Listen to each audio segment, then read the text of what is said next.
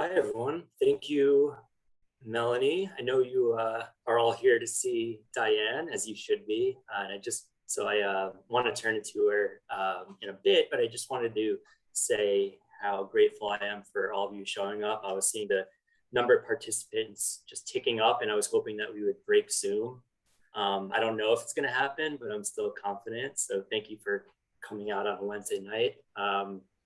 And I'm really excited to be here. I first encountered Diane's work at BEA, which is Book Expo America. And I saw a galley for the collected stories of Diane Williams, which was 800 bold pages. And I said, well, what is that? I'm going to pick that up. And I read it and loved it and ended up doing an interview with Diane for LitHub. And we started a nice correspondence. So I'm grateful and so pleased that she asked me to be here. So enough from me. Diane, I'm going to turn it to you to start us off with some stories. And then in between each story, Diane and I will have a conversation and open it up to all of you guys. So again, thanks so much. Diane, over to you. Hey, can you hear me? This is all very novel. Thank you, Matthew, for agreeing to do this conversation with me. And of course, I'm grateful to the Center for Fiction and for everybody who's here. I know a lot of my friends and also people I don't know are here, and it's nerve-wracking to do it this way. I feel very odd, but I will proceed. And not being able to see faces. It's just, I can see Matthew. Matthew, I'm reading to you. I'll stay on for you, Diane. So the first story that I'm going to read, the title of it is Grief in Moderation.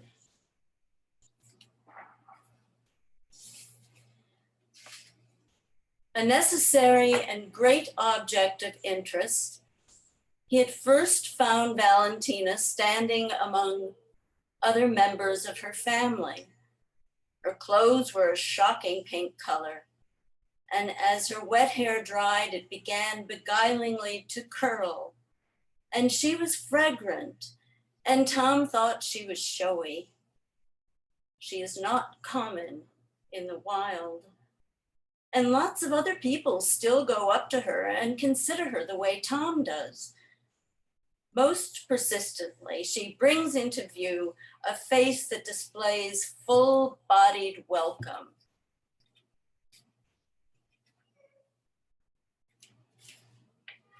One weekday evening in a local restaurant, a very tall, drunk man walked over to the pair, kissed Valentina on the mouth, and then departed quickly.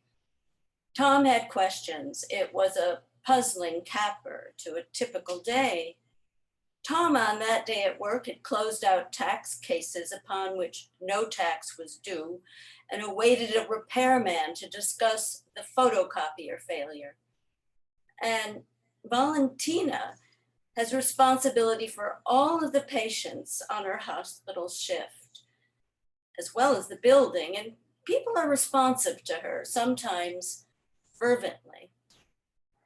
She did not respond, however, to Tom's questions. She kept at her meat. She might otherwise have been caught in contradictions, but then she backed up in her chair and she gave her husband her answers.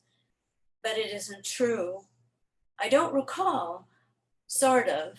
Yes, I sometimes do.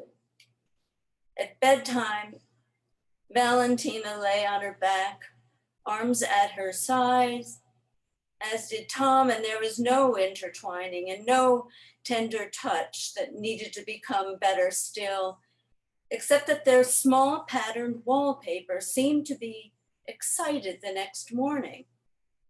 The tiny daisies were scored by the shadows of the slats of the Venetian blinds, and the stripes were shivering. And here at dawn was Valentina's instrumental smile, her sign of sweetness that is the flying start, the fresh impetus, the feature on her face that creates her particular style. And in theory, she well understands any person's right to have privacy, to challenge, to complain without fear of reprisal, to make known his or her wishes, to receive complete information, to be wrenched. Thank you so much for that. I feel I'm reading along with you, and everyone should buy Diane's newest book, How High, That High. So I wanted to ask you, is this your first time reading this collection Yes. aloud? This is the first reading for it. Well, actually, that's not true. Some of these stories I was asked to read for the London Review of Books for a podcast. So I have read some of them. I don't believe I've read this. I'm curious about reading your own work and how often, if at all, you do that, and what you're kind of looking for when you are reading your work aloud, whether it's to yourself or to a peer whom you share work with. What am I looking for? Well, first of all, I'm hoping I'll like it. I'm hoping I'll connect to it the way, so that it feels real. And sometimes I go back into an experience that was the reason I wrote it. What I'm looking for is not to be disappointed, really. In this particular story, I have to tell you, there are passages I wish weren't here. I find them quite tedious. And I was thinking, could I skip over them as I was trying this out earlier? I find them quite dull. And so when I read aloud, it's really quite a test of what is working and what isn't working. Because if I'm about to stumble, or I wish I didn't have to get to the next word, it really means I've made some bad choices. So you're just like every other writer here. Yes, I am, definitely. Yeah, okay. Somebody in the comments wrote, or quoted one of your lines, their small pattern wallpaper seemed to be excited the next morning, which I had underlined because I love that personification there, which leads me to another question I had about details. And when you were writing these stories, most of which are no longer than 3 pages long, what is your approach to finding those perfect details for the story and packing? Because your stories seem to be really packed with details despite them being so concise. So I'm wondering if you could talk a little bit about how you choose to find certain details or whether to leave some out for, at other times. Well, it really, it's a different situation for every composition. I mean, I can tell you how for instance, these Venetian blinds and the patterns on the wall, how that made its way into this particular story. But for every story, every detail, there's another reason. How it fared, why it was chosen, why it didn't get kicked out. In this particular case, I saw the pattern on the wall as I was working. And this is something that very rarely I'm lucky enough to have visited upon me. So I looked up and I saw this was happening. And I thought to myself, well, if I really was the sort of writer I always wished I could be, I'd be able to describe that. But I'm not that kind of writer. I don't work that way. It's like writing from life. It's looking at it and capturing it. So it was a challenge, and it's something I don't know that I've done before or after.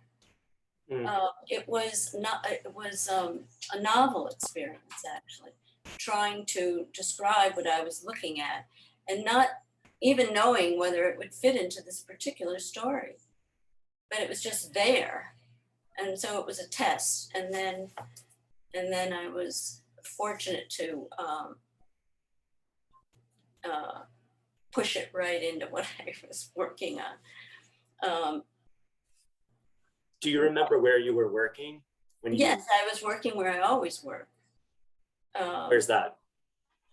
Where is that? It's in my apartment, and it's a room with where my books are. And so all I had to do was look at the wall. And conceivably, that pattern, very active and very exciting, has been there lots of days, but I only chose to look at it that day and only thought to. It only meant something to me that day. That's so funny. I love that. And it kind of leads me to think about how much of writing is just being there and putting yourself in the seat, and luck of like happening to look up at that point, you know. Yeah. And I'm very interested in accident. So, and in something being introduced that I wouldn't plan on introducing. So that is another feature of how I suppose that is true about how certain objects end up in my stories. It's by dint of accident. And you talked a little bit about selecting the right details and knowing when they should go. And I'm curious about your editing process in general, be it small details or character descriptions or setting. What is your editing process like? And are you typically alone in that process, or do you have peers you share your work with and trust, you know, could say, I'm going to walk to the edge of the cliff with them and jump off if they tell me to? Like, where does that come from, that type of input? Well, first of all, the editing process is everything. There is only the editing process as far as I'm concerned. So I don't start out with any well-planned and fluently produced text. So from the beginning to the end, it's putting forward and taking away, and putting forward and taking away, and putting forward and mixing it up. And so it's the sentences are formed and deformed and reformed, and that's how I work. So there isn't anything but editing. As far as sharing my work and receiving important commentary at a critical time, I turn to Christine Scott. So I'm very, very fortunate in that regard. And is she someone who, because you've known her for a while, she runs Noon with you, right? Mm-hmm. She's a contributor to Noon at the very least, from what I know. Yes. And what is your relationship with her like? I mean, as far as when she gives you feedback, is it like everything she says, heck yeah, she's right, I'm taking that? Or do you have a bit of a dialogue? Everything she says is right. If she's disturbed by anything, I'm pretty sure there's a problem. So I'm not in any sort of debate with her. That's great. That's great. No, that's how that works. I love that. I just want to take a quick moment to say that people should drop some questions in the Q&A. I'm going to get to them at around 7:45. I saw Donna has dropped in a question. Thank you for that. But if you are wondering anything, please drop a question into the Q&A. In the meantime, Diane, I'd love if you could read the second story. Okay. This one is entitled Thanks, Dot. These pages are sticky, so I hope they don't, this room I'm sitting in is quite sticky and I'm sticky. So I apologize if there's pauses to unstick pages. Thanks, Dot. She was so thankful for that cheerful dot in the sky, and the sighting of the moon served Miss Coit well as temporary encouragement. She had been weeping, and she does so whenever she can. And it's sad to see how bad this is in what might be viewed as a pleasure house for some. Gee, the full-size moon gained a victory over the woman, Ms. Dorothy Coit, née Hiles. But in the morning she noted with dumbfoundment the locket that the innkeeper wore, and she thought, maybe if I had bought the one like that one in Philadelphia, everything would have turned out better for me. People love lockets. Roderica Dobson, the innkeeper, put her life story forward for Ms. Coit at breakfast, and she was so happy to tell it. Also, Dobson was very beautiful, although the tales she told concerned her severe loss of reputation, as well as an appreciable sum of money. Even so, the aura of the house produced for both women a touch of comfort and low-key luxury, and this was especially the case at the core of the house, where the hall walls were covered by wallpaper bearing a pastel lily pad theme, and there was a broad veranda with chairs. Are you married? Dobson asked, while Coit plied the pastry Dobson called a kuchen. What's a kuchen? Am I married? I don't know, Coit said. Have you already eaten? A plum, Dobson said. And in the crevices and stuck onto her lashes, sand was in lumps all in and around her eyes. And why didn't she wash the lumps away or just pluck them out? Not the eyes. Dobson was meant to represent, I believe, with her exceptional physical nature, a nearly redeeming being. To whom? To me. Lamentably, she's Mr. Chance. But just now, I had yanked the blue frog out from a muddle at a street bazaar. The blue frog. When I say those words, I expect a reprieve, a tavern, tranquility. I see myself in Ireland. We drive and I spot a road sign, to the Blue Frog, and we go in and have a pint. Oh, you have to look at the glass frog with the sun on it.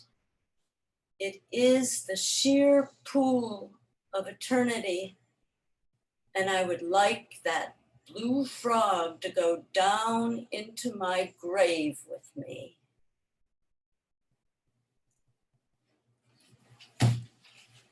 That story slays me. Even if I don't quite understand all of it, and I've read it 15 times, it slays me and I love it. And I think on one hand, it reminds me of, it has this like elegance in the sentence structure, like, you know, a Gertrude Stein or a Flaubert. It's just very floral and it's beautiful. And then there's this turn at the end where the narrator comes into view. And you seem to do this a lot with your stories, where you have this exchange, whether the narrator appears for the first time, or the male or female perspective is kind of altered. And I'm kind of wondering what your methodology is in regard to revealing that narrator at the end. Because another part of that is, you, Diane Williams, as a narrator, where some of the stories you talk about yourself or you refer to yourself. So what is the effect there? Is it mystery? Is it to kind of jostle the reader? Just kind of wondering about that. Well, usually when I'm working, I'm really gauging how I feel. I have a reaction to what I'm putting on the page. So I had created this beauty, but in essence, she wasn't what she was cracked up to be. And there was a romanticization that was going on, and then there was a big disappointment. I mean, to really appreciate her beauty and her beautiful home and the comfort it could provide, and then to feel that it was actually a big disappointment, that she wasn't who I, Diane, the writer, had hoped she would be. I just think it was kind of a visceral reaction. Well, so if she isn't it, what is it? It's really not, I'm not thinking about, when I'm working, what are other people going to think? I'm really gauging my own feelings. So I had a reaction. Right. And it seems, and it's happening in real time, huh? It's in real time, yeah. Yeah. All this says she isn't worth it. So what is worth it? I was wondering about that because part of me was thinking like, oh, maybe Diane had this idea of the ending, and the story was going to build up to that. But no, I had no ending. I generally have no ending, and the endings are just the most difficult. Are there any? It was my partner who had discovered this exquisite glass frog at a flea market, and he was just besotted with it. And he was talking about this frog in a way that shocked me. And he was the one who said, I want it to go down into my grave with me. I couldn't believe my ears. Tiny little glass thing. So I was very lucky with that because he said it. How much of writing is just observing, is listening, is being in a bazaar at a street fair and picking up those little cues. For me that's the pleasure of my job, of our job. You're a writer too, that anything you're looking at or hearing might be just the thing. Better write it down. Better remember. I almost feel guilty sometimes. It's like I'm not even writing. I'm stealing people's words and rearranging them. But I think that is part of it. And every writer is guilty of that, or is delighted. It should be delighted to have that opportunity. I think it's an amazing part of the process. That's an exciting way to be in the world. Yeah, absolutely. Do you want to read the third story? Yeah, it's much shorter. Okay. I was surprised you picked this one, frankly. I'm curious Why is that? why you picked it. I don't know. I'm going to turn the tables and ask you why you picked it. Why did you picked it because I like how the beginning has this sort of atmospheric setup. It almost feels like it's leading to a longer story. There's these characters that are introduced, there's these bits of dialogue, and then it's abruptly truncated And I just love that. Like, I felt like part of me was like, why did she decide to do that at the beginning? But I think that's part of, why you're the master of this form, as people call you. That's quite a word to throw around. That is, since it's a special night, I'll just believe it for now. All right. Master. Sightsee. Point blank up ahead was the Atlantic Ocean, but at this time it was lackluster from where we stood. Still too big and navy, but not glossy. I won't swim, I said. My friend said, what did you say? He was bound then to shout, louder. A mother leaned down to ask her little boy, what does a cow say, Zachariah? Moo. I don't feel well, I said. But I was quieted by my friend. What was that bird? There was something melodic coming out of it. I wished we could have been swept right along, because heaped up human activities close by were packed too thickly in a small, greasy place. Were we simply roaming forward toward a northern region distant from our own? I actually liked the ride to the other end of town, although on the bus I was nauseated. We had lunch in a cafe with small paned windows. The decoration inside, I thought, was intended to inspire fervor for food plus awe. Where did I end up? Not yet anywhere near intellect.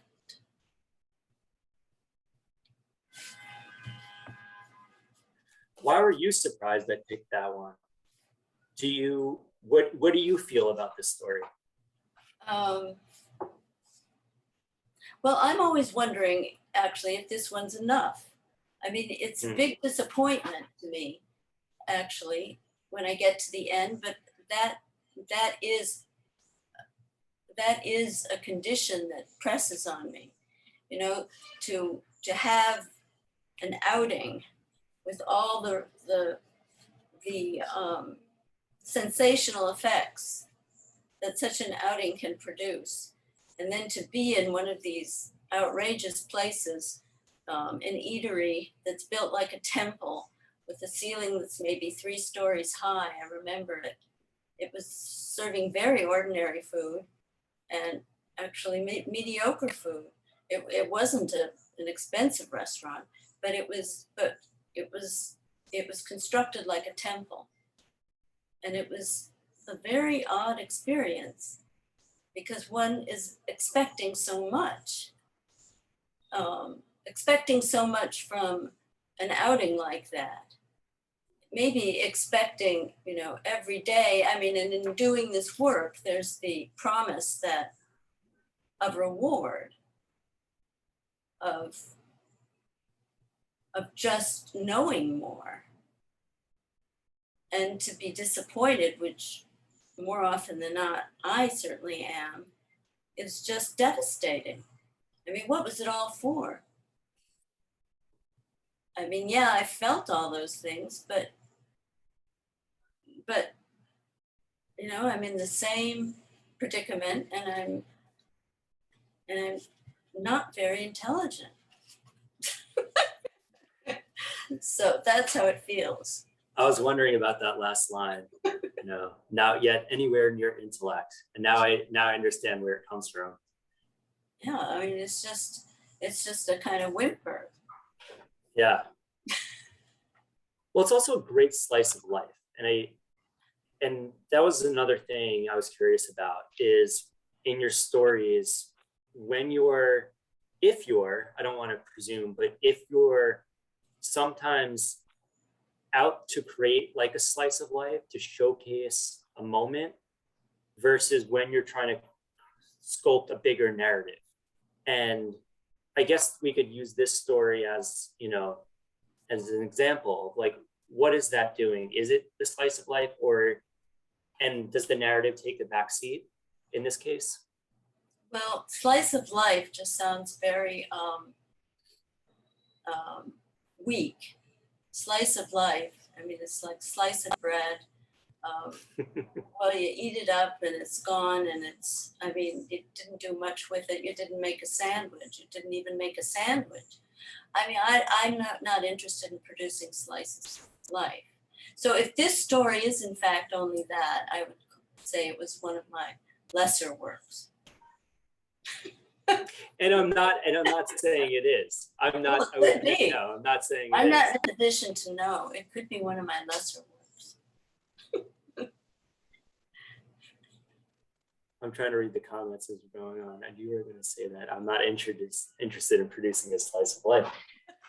Well, I think, and I'm not saying that this story is one. Sandwich, right? I'd like to produce a sandwich.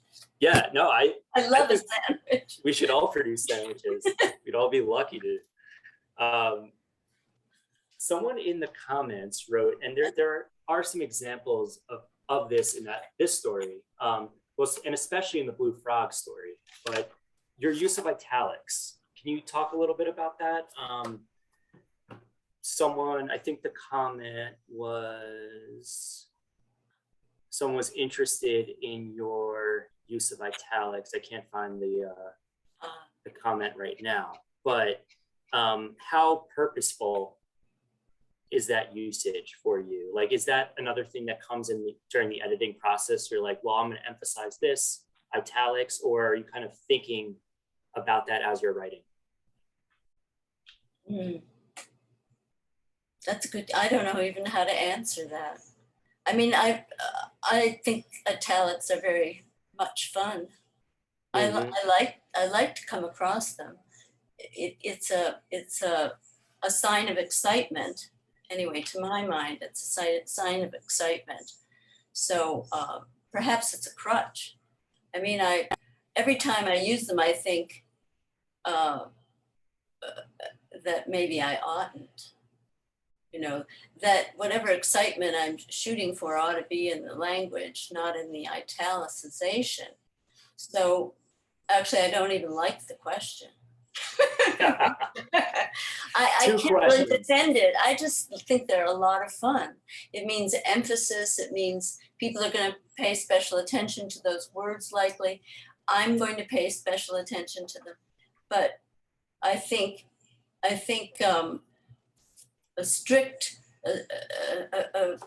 somebody who's strict about such things would think it was really kind of cheap, a cheap technique. But I think I'll probably keep on using them because I like. No, I think you should, and I like them too. And I don't think not that my opinion means anything, but I don't think you overuse them. And to me, they sometimes connote this interiority, right? Whether it's the narrator's thoughts or Diane Williams, the author's thoughts, so it moves me a little bit. Sometimes good. When I see it, I'm like, is this the narrator speaking? Is it the character speaking? I'm actually reading it more for that than sometimes I am for just effect or emphasis. Okay. So I really like it. And I don't want you to reject any more of my questions because I'm going to get booed off the stage, as I say. I do want to open this up to so many of these smart questions. So I'm going to go down this list, Diane. Okay. Starting with Donna's question. And Donna wrote, do you outline your stories before you begin to write? And if you do make outlines, are they extensive? That is, do you flesh things out in detail in the outline? I was just reading about how Iris Murdoch writes novels, that she outlines them and is very fastidious. She knows exactly what's going to happen in every scene, every chapter, she has it all plotted out, and I'm full of admiration for that, but I can't work that way. The way I work is much more I would call it improvisational. So I don't have a plan. And I want to discover what the story is that I didn't know I could write. That's what interests me.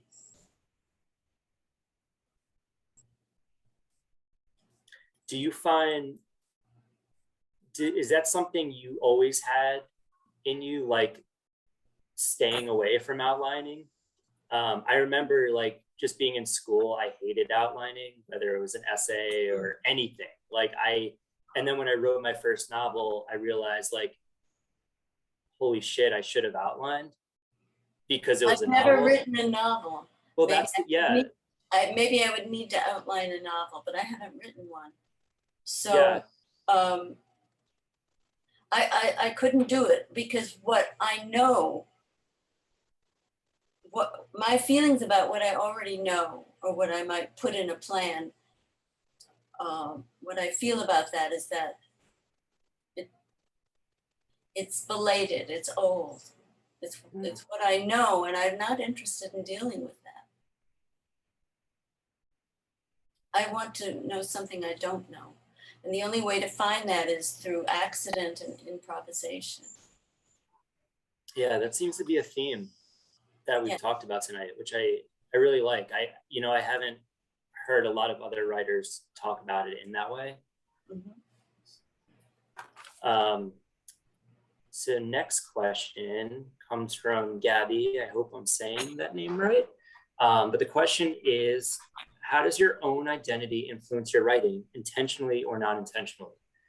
How much do you incorporate your personal life into your writing? Well, there is nothing, all I have is my identity. So it's like your handprint. So if I put my hand on the paper, that's my handprint. If I put my language on the paper, I'm hoping it's my, bodily mind soul print. That is all I really have. So I see through my eyes, and I see through my experience, and too bad, it's somewhat narrow, and it's all I have though.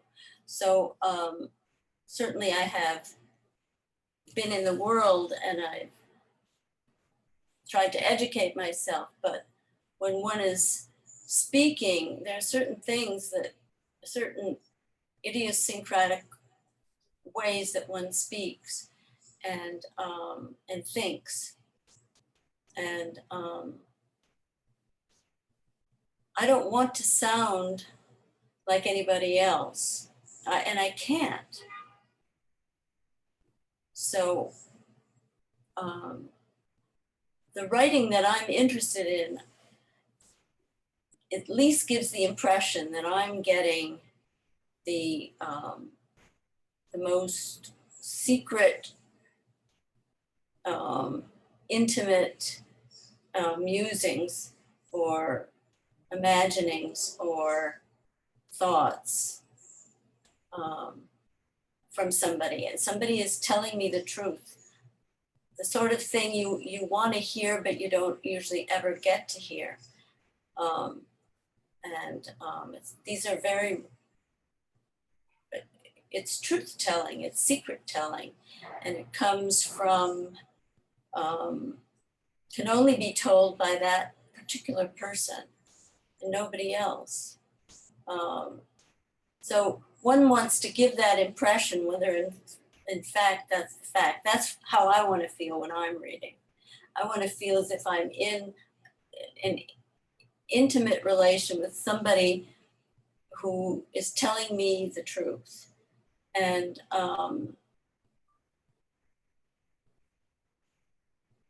so when I'm at work, I don't believe that anybody else could write what I'm writing. So it's me. And the writers who I admire, I have that same feeling about when I pick up, the writers that we're featuring in Noon. a Catherine Scanlon story, a Lucy Elvin story, an Ashton Politanov story. I mean, nobody else would write like that. And their stamp is on whatever they produce. Robert Tyndall, nobody else is going to write a story like that. Nobody in the world. It's his mind.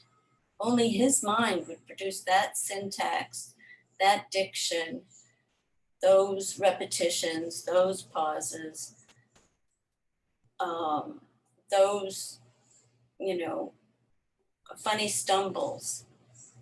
He's the only one who's going to speak that way. It's very persuasive. It feels very, very, very real. Whereas getting language that is generic, that you hear, that everybody speaks because they're taught they should say those things. He burst into tears.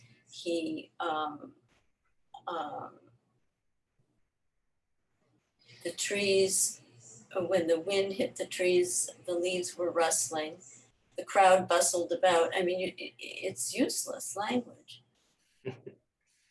Yeah, and it's funny because at every conference I've ever been to, I'll always get a question like, what is the one thing editors are always looking for style. What is style, right? How does someone get that? And I think that's what you're saying is kind of tilting toward that. All of these things, these idiosyncrasies are part of people's style. And the first barometer, the first test of that is oneself and surprising oneself and being true to that. And, I don't think there's, Melanie wrote this, I want to feel like I'm in an intimate relationship with someone who's telling me the truth. And you just said that. And I think that is it, 100%. That was a great question. So next one, Deb, the question is, have any of your ideas about stories changed since your earliest collections?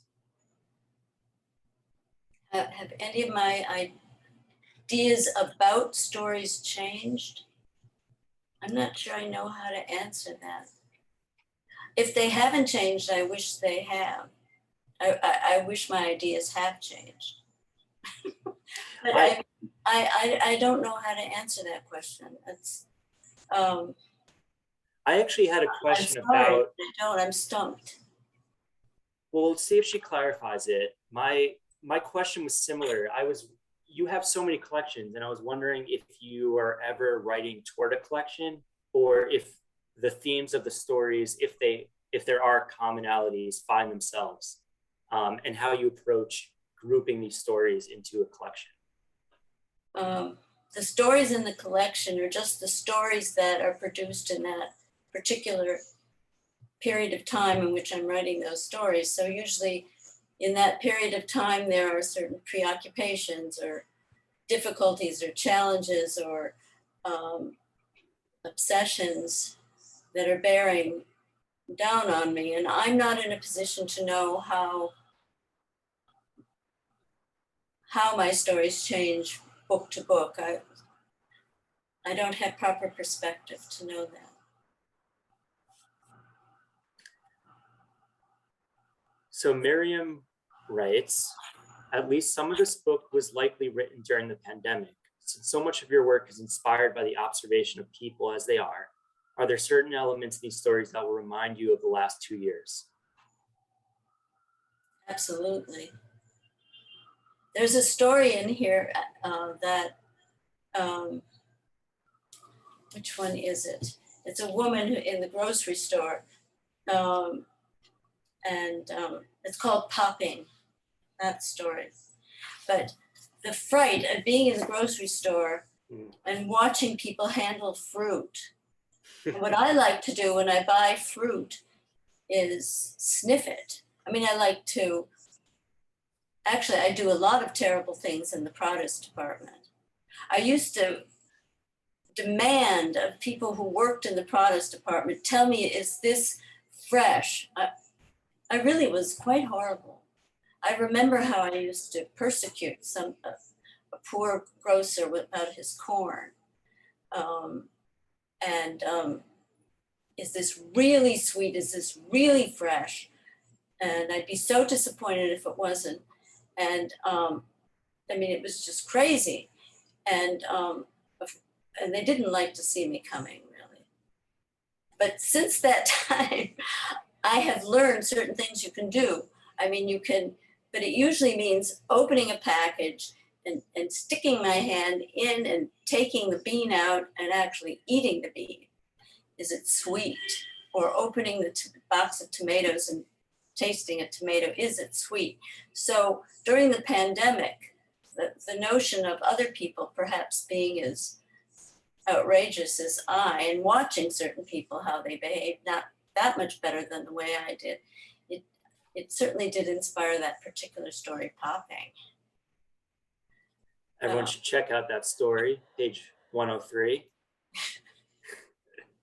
There's also an argument, there's a little bit about arguments about money in that story. And is that something that had happened to you? I mean, I know it was a theme of the pandemic, you know, obviously jobs have been cut and the economy took a huge hit. Is that something you were also thinking of, or is that unrelated to? I think everybody's always thinking about money. I'm sure I'm always thinking about money. How can we not be thinking about money? People who have too much money are thinking about money. People who have no money are thinking about money. I mean, I hope there are people who are not. I pray there are, those radiant souls who are not thinking about money. But I can't claim to be one of them.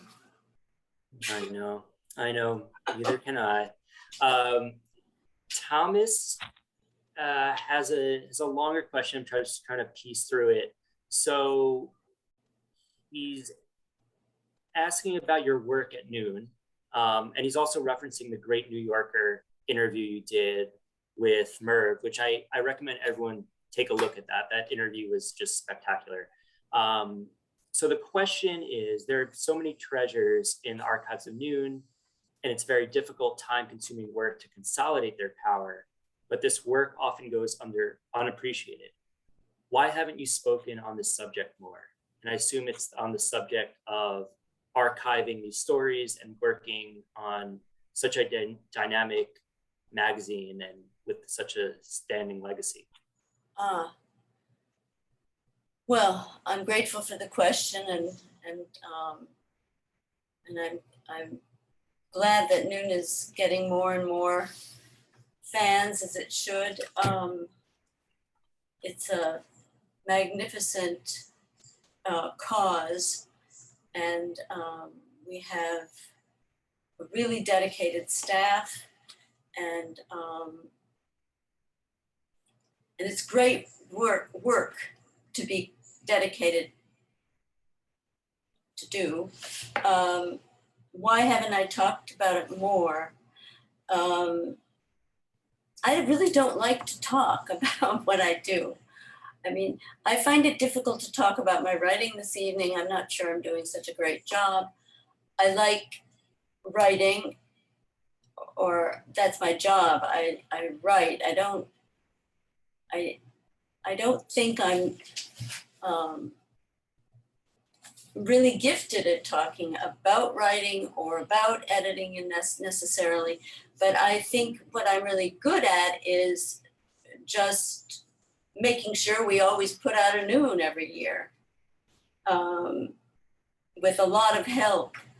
But I mean, the management of just physically producing Noon, attending to its operation, tending to my own labors at my own fiction writing is where I want all my energy to go. I'm fascinated by people who do speak exquisitely about being an editor or about the craft of writing. And and I'm glad that they're there to do it. I don't know that I am the best at that. That's the true answer to that question. Thanks for the honest answer. I mean, you know, we love to hear it. And I do think you're great at it. I think it's so time consuming just to put an issue out, you know, never mind to continue to do it. So thank you for doing that. We don't have a lot of time, so I want to try to get through some of these questions. SL writes, I'm interested in the things Diane has found useful from Gordon Lish's teaching. So you spoke about Gordon and, you know, your relationship with him, studying under him in the New Yorker interview. I'm wondering if there are any kind of takeaways from that mentorship. Oh goodness, yes. His teaching was very important, and I think in that interview I spoke to this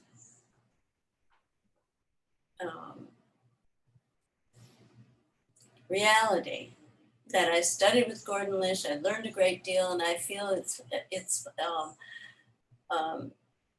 I feel I ought to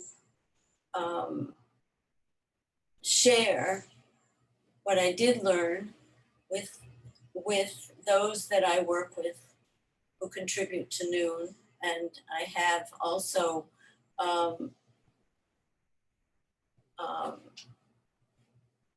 tried to pass on some of this important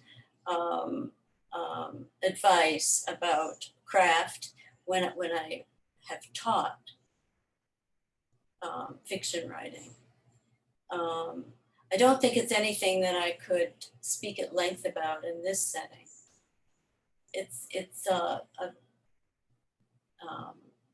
To speak about how a composition actually takes shape and it's inordinately complex project. Yeah, and I would direct people to that interview. There's a really great anecdote about a story that was in a ballpark that should have taken place in the kitchen. So I that was lighthearted, I'm sure. Yeah. Lauren has a great question. Do you work on one story at a time until it's finished, or do you have other rhythms/systems in your writing process?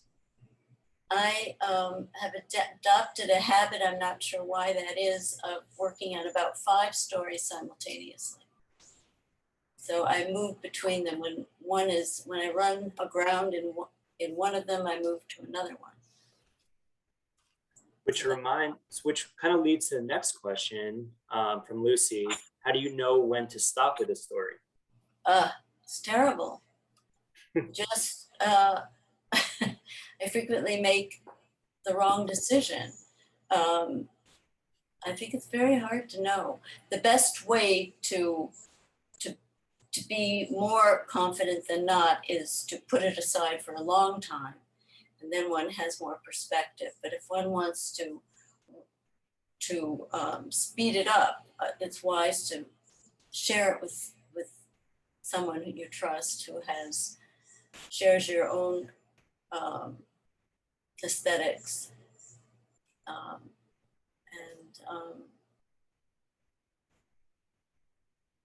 and believe what you hear. If somebody is confused, doesn't understand, it usually means that something is wrong. Or if somebody's disappointed, it's usually a reaction one should pay attention to. Do we have time for a couple more, Melanie? Sure, go ahead with 2 more. Okay, let's do 2 more. So let's go to this question about short story collections. So Pamela writes that agents, and I could attest to this. I think there are many agents who are trying to sell novels. Novels are more popular to sell. But what is your thought about, if you have one, about selling short story collections? Obviously, you've made a career out of it. Do you have any advice for selling a short story collection, or any thoughts about, reading collections over novels? Anything in that vein? Well, I think it's a shame that novels are privileged over stories, and I don't really understand why that is, but I think it's a fact. I think I would love to write a novel myself. I don't believe I have the temperament or the mind for it, and I haven't done it. As far as advice about selling a book, I don't have good advice on that, except persistence. It's a very, very difficult thing. Some people are very lucky in it, and most of us are not that lucky.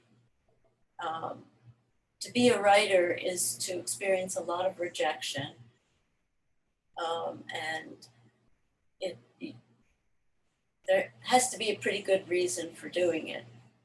It has to be a vocation that cannot be denied. It has, because it's just too hard.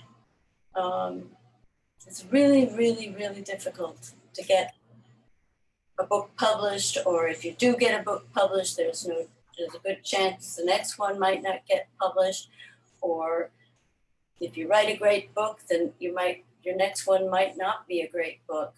And then you have to hope that your next one will be a great book. I don't know. It's very punishing work. Yeah.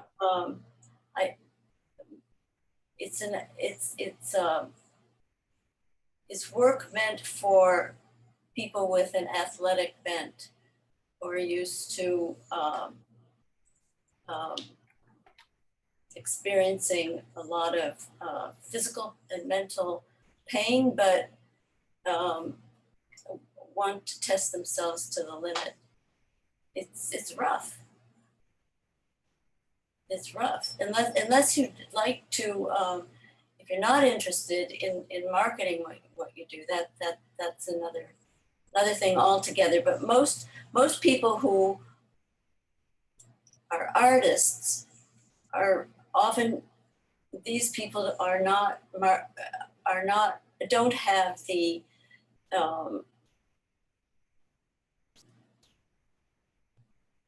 are not salespeople, are not promoters.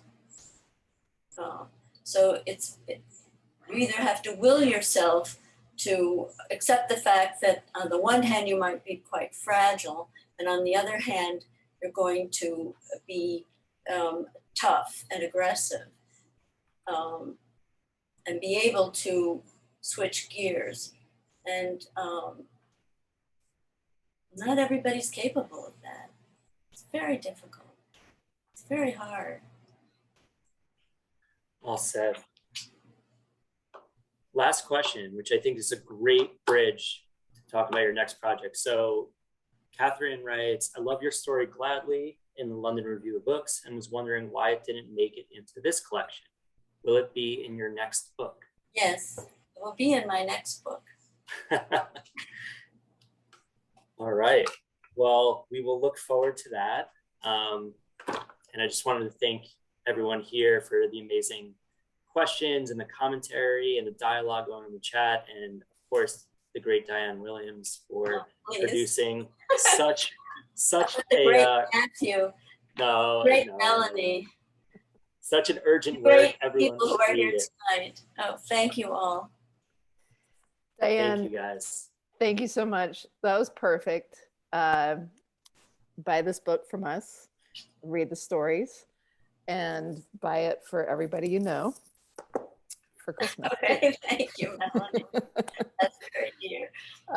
And thank you all for joining us. And yeah, I just want to say, I just love that you are you, Diane. And that's exactly what we wanted. You know, this is a diversity of opinions about what a short story is. And I loved hearing your thoughts about what it is to you. So thank you for sharing that with us. Thank you. And good night, everyone. Good night, everybody.